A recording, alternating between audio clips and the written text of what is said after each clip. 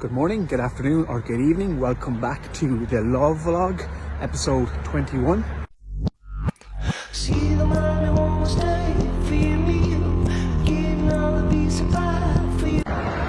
So today's vlog, I want to speak a bit about a webinar business that I got involved with probably about this time last year. So a bit of a backstory in that every solicitor needs to complete 20 points CPD, continuing professional development, every year, and traditionally solicitors will attend, say, a seminar at a hotel for half a day, gain their 4 or 5 points, and do that a couple of times a year, or usually there's a mad panic at the end of December to get all your 20 points, and they're split up into two categories called regulatory and general.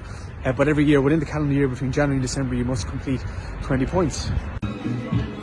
So obviously the coronavirus and the lockdown affected everybody's availability to meet up in hotels and seminars, so a lot of CPD went online.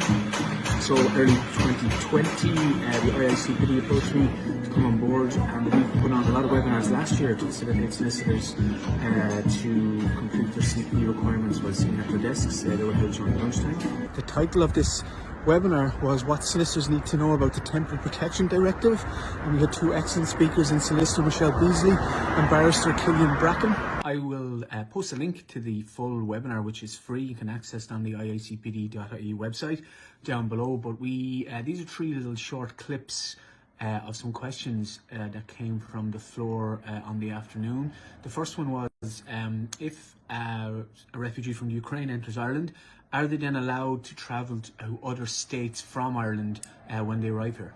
I'll open this to the floor. Once in receipt of temporary protection in Ireland, can a Ukrainian resident in Ireland travel then within the EU, or is a separate visa required for that travel? So I suppose pursuant to the directive, there's no entitlement to travel within the European Union, but your Ukrainian nationals with biometric passports already have free visa travel in the Schengen area, so they're able to do that anyway.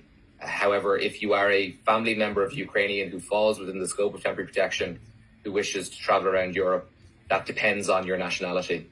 One of the other questions we received from the attendees on the day was whether a refugee can bring their pet with them into the country. It's a very interesting area of law, and I just put up a short video here from Michelle as she answered that question. These pets will be allowed to travel with their owners even if the pet is non-compliant for entry into the EU or missing documentation. Persons are asked to bring as much documentation about their pets as they can, for example, vaccination or vet records, and to contact the point of arrival via email. And I've just listed the email addresses for all the ports of entry there on the slide.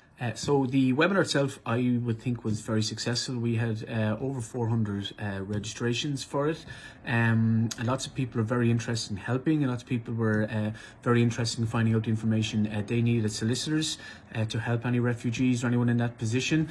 If there is some resources of further information, which Killian just spoke about just here. Interesting and very informative on the sorts of proofs of, for example, nationality that should be accepted, things like that. As well as that, there's also a Commission document and a Commission website and information for people fleeing the war in Ukraine, which is worth a read. The Department of Justice has its own frequently asked questions for people who might need to avail of temporary protection or who are Ukrainian in the state. And then finally as well, the Irish Refugee Council has an excellent note too, which is kind of similar. So that's the end of this week's vlog. Thank you for watching. The webinar actually raised in the region of €15,000, so it's hugely successful, and thank you for everyone that attended and for donated. Back next week.